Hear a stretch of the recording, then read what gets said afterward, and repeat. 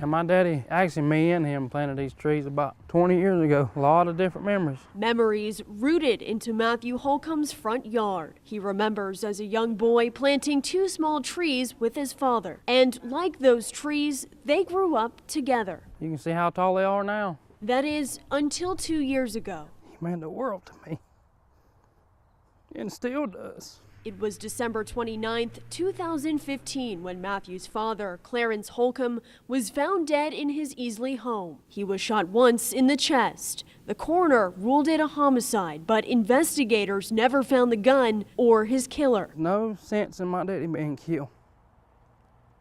No sense in it.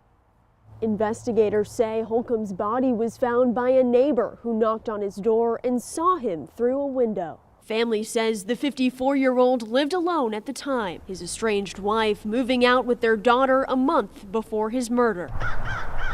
Lieutenant Chuck James is the lead detective on the homicide, and 2 years later, he still has his eyes on the case. We haven't had any new leads, new developments come up in the past year. He says after 9 months in, they ran out of leads. The case went cold. It's exceptionally frustrating. Holcomb's murder is the only one the sheriff's office hasn't been able to solve in the past 5 years. In 20 out of 21 cases, justice prevailed. Sheriff Rick Clark making another plea for whoever did it to come forward. Let's end all this for the family, and let's make sure that we close this up and stop some of the hurt that this family's going through. Matthew and his wife Stephanie still hurting and filled with questions. It needs to be solved.